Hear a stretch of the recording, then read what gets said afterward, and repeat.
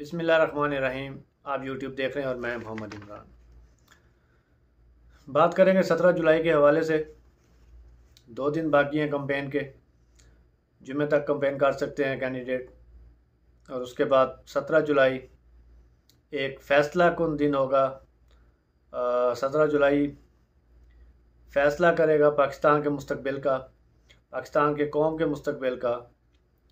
बज़ाहिर ये इलेक्शन एक ज़मनी इलेक्शन है और सिर्फ 20 सीटों पे इलेक्शन होना है, और वो भी पंजाब असम्बली की।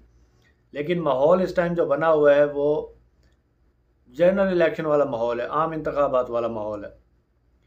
उसकी वजह यह है कि शहबाज शरीफ इम्पोर्टेड वज़ीर आज़म, PDM 13 जमातों की मुश्तरका गवर्नमेंट है इस टाइम वफाक में, और वफाक की गवर्नमेंट को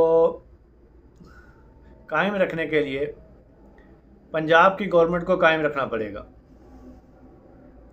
और अगर PDM वाले पंजाब गवर्नमेंट लूज़ कर जाते हैं तो फिर कोई फ़ायदा नहीं रहेगा रजीम चेंज ऑपरेशन का, कोई फ़ायदा नहीं रहेगा शहबाज शरीफ के वज़ीर आज़म बनने का, कोई फ़ायदा नहीं रहेगा अरबों रुपए ख़र्च करने का। और मुल्की तारीख़ के सबसे अहम तरीन इलेक्शन होने जा रहे हैं ये 17 जुलाई को, और जिसमें इम्पोर्टेड हुकूमत को अपनी हुकूमत कायम रखने के लिए कम से कम 9 सीटें दरकार हैं, कम से कम 9 सीटें दरकार हैं। और इसलिए वो सरतोड़ कोशिश कर रहे हैं कि क्योंकि अगर 9 सीटें भी वो लेते हैं तो फिर भी 11 सीटें PTI ले जाती है, तो फिर भी PTI के पास कोई ना कोई रास्ता निकल सकता है इनकी हुकूमत ख़त्म करने का। तो इसलिए भरपूर कोशिश की जा रही है इदारों को साथ मिला के, पुलिस को, FIA को, एजेंसीज़ को, एंटी करप्शन को, NAB को, इलेक्शन कमीशन को, इन सब को, इवन मीडिया को साथ मिला के एक प्रोपेगेंडा, एक धांधली तो नहीं कह सकते, धांधले की तैयारी की जा रही है। और पूरी कोशिश की जा रही है कि 12 से 13 सीटें जीती जाएं इम्पोर्टर सरकार की तरफ से। और दूसरी तरफ हम जब सर्वेस देखते हैं, इवन जितना भी ये मीडिया को कंट्रोल कर लें, लेकिन उसके बावजूद ज़्यादातर चैनल्स जो ख़बरें दे रहे हैं उसके मुताबिक PTI ज़्यादा सीटें जीतती हुई नज़र आ रही है। न्यूज़ चैनल के मुताबिक PTI 12 से 13 या 14 सीटें जीतती नज़र आती है। लेकिन जो हमारी एक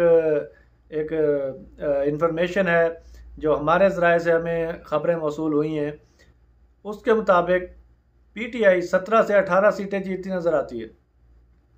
2 सीटें, एक लाहौर की, एक मुल्तान की, और साहिवाल पे भी 50-50 कह सकते हैं। इन 3 सीटों के अलावा कहीं पे मुकाबला नज़र नहीं आ रहा।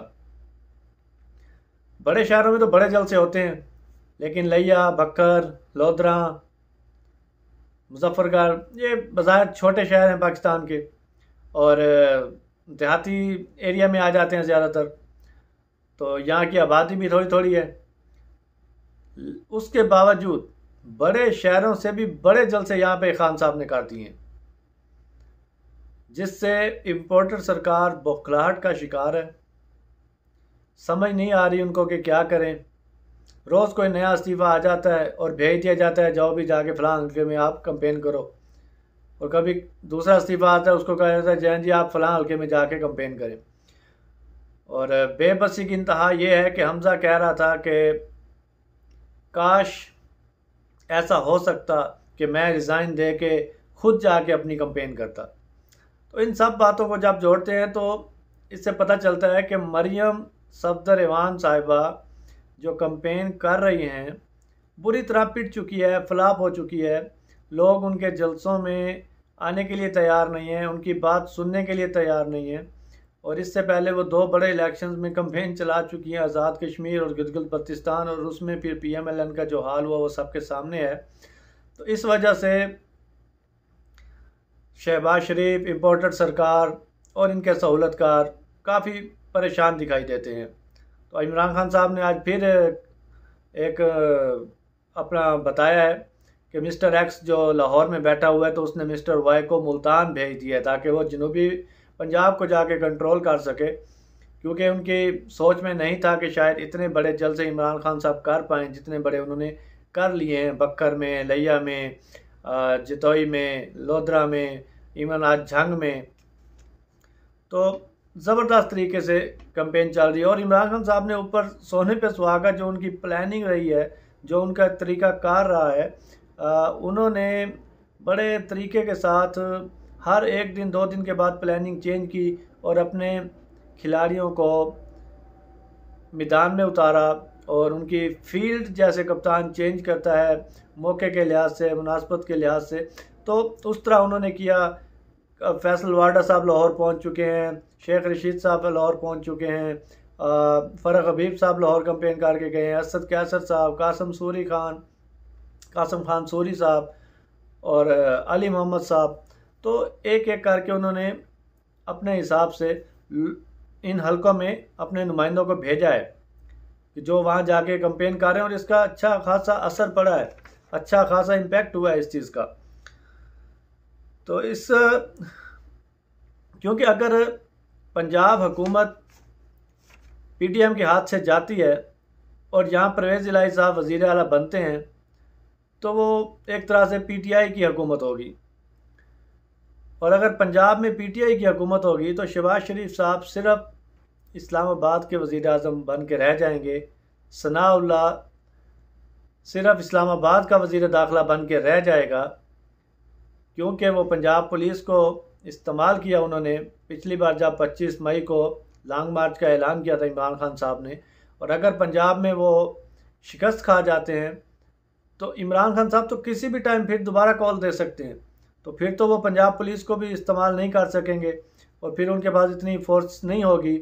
तो फिर इमरान खान साहब एक बड़ा क्राउड लेके इस्लामाबाद जाएंगे और उसके बाद भागने की जगह नहीं मिलेगी इस इम्पोर्टेड सरकार को। तो इसलिए काफ़ी ज़्यादा परेशान है। और नून लीग वाले कैंडिडेट जो कि बज़ाहिर लौटे हुए हैं, उनका हलकों में जाना, कैंपेन चलाना बड़ा दुश्वार हुआ है। अवाम में जाना बड़ा दुश्वार है। लौटे लौटे, चोर, डकैत, गद्दार के नारे लगते हैं। तो उसका हाल राना सनाउल्लाह साहब ने अपने कैंडिडेट को, पार्टी वर्कर्स को ये दिया है कि कोई भी आपको अगर चोर कहे, यानी कि अगर कोई भी पाकिस्तान में चोर को चोर कहे तो आपने सिर्फ उसकी पिक बना लेनी है, वीडियो बना लेनी है अपने मोबाइल में और मुझे भेज देनी है, यानी कि राना सनाउल्लाह को भेज देनी है। तो वो उसके ज़रिए उनको, जैसे कि आपने देखा सबने, एहसन इकबाल साहब के घर फैमिली गई, जिस तरह से भी गई, जिस तरह से भी उन्हें प्रेशराइज़ किया गया, तो वो इस तरफ आ गए हैं, तशद्दुद की तरफ आ गए हैं, तशद्दुद का रास्ता अपना रहे हैं। पहले भी खैर उनका यही काम है, तो अब मज़ीद वो इस तरफ आ चुके हैं। और उन्होंने एक धमकी लगाई है कि पीटीआई के सपोर्टरों का पासपोर्ट, आईडी कार्ड वगैरह ब्लॉक करेंगे। तो ऐसे कह रहे हैं जैसे हम उनकी रियाया हैं, वो यहाँ के बादशाह हैं, जैसे हम उनके ग़ुलाम हैं। वो ऐसे बातें कर रहे हैं जैसे पाकिस्तान उनके बाप की मलकियत है, उनको जैसे विरासत में मिला हो। शर्म नहीं आती मुल्क के वज़ीर दाखिला और इस तरह की भोंडी हरकतें, भोंडी बयानात आप देते हो। डूब के मार जाना चाहिए शर्म से आपको। आप ऐसा कर ही नहीं सकते, आपकी औकात ही नहीं है, आपकी हिम्मत ही नहीं है। आपके खिलाफ FIA में कितनी दरखास्तें दायर हो चुकी हैं, जिस वजह से शहबाज शरीफ ने डायरेक्टर FIA को एक बार फिर तब्दील कर दिया है। नैब के तकर्रियाँ की हैं, इन्होंने तबादले कर दिए हैं। जिस अफसर ने शहबाज शरीफ को गिरफ़्तार किया था उसको बेचारे को लाहौर से उठाया, सक्खर भेज दिया है। तो इस तरह के ओछे हटकंडों पे उतरी हुई है सरकार, इम्पोर्टेड सरकार। तो लेकिन इससे होना कुछ नहीं है। इमरान खान साहब और जोश हैं, पुरुमीद हैं, और क्राउड बड़ा पुरुमीद है, बड़ा रिस्पॉन्ड कर रहा है, ख़ास तौर पे नौजवान। और इन्होंने भी जो धांधली, क्योंकि धांधली से भी ये जीत नहीं सकेंगे, धांधला करना पड़ेगा। तो इन्होंने जो भी प्लान बनाए हुए हैं, इमरान खान साहब ने भी बैकअप प्लान पर तैयार किए हुए हैं। उन्होंने भी अपने तगड़े नौजवान तैयार किए हुए हैं, हर पोलिंग स्टेशन पे जो ड्यूटी देंगे और इंशाल्लाह अपने वोट पे पहरा देंगे। बाकी ये इम्पोर्टेड सरकार जो मर्ज़ी प्लान बनाती रहे, लेकिन होना तो वही है जो मेरे रब को मंजूर होना है।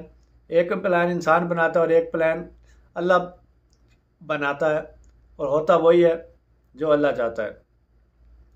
और ये जनूबी पंजाब में गरीब लोग ये समझ चुके हैं कि इमरान खान ही उनका निजात दहिंदा साबित हो सकता है, इसलिए उन्होंने बाहर निकल के रिस्पॉन्ड किया कप्तान को, रिस्पॉन्ड किया पीटीआई को, और एक से बढ़कर एक जलसे किए। किसान परेशान हैं, उनको बिजली नहीं मिल रही, ट्यूबवेल नहीं चल रहे, फसलें उनकी सही तरह नहीं तैयार हो पा रही, पानी नहीं मिल रहा, जो कि 2-3 महीने पहले तक सब ठीक चल रहा था, सब लोग खुश थे, बड़े तरीके से बड़ा उन्होंने हिसाब किताब लगा के खान साहब ने सब्सिडाइज भी किया हुआ था, सनतें भी चल रही थी, किसान भी खुशहाल हो रहा था, इकानमी ऊपर जा रही थी। तो पता नहीं क्या सूझा हमारे न्यूट्रल्स को कि ये वही बात हुई कि सजदे में गिर गए जब वक्त क़याम आया। तो अल्लाह ही हाफ़िज़ है इनका, इंशाअल्लाह। अब तक के लिए इतना ही। अल्लाह हाफ़िज़।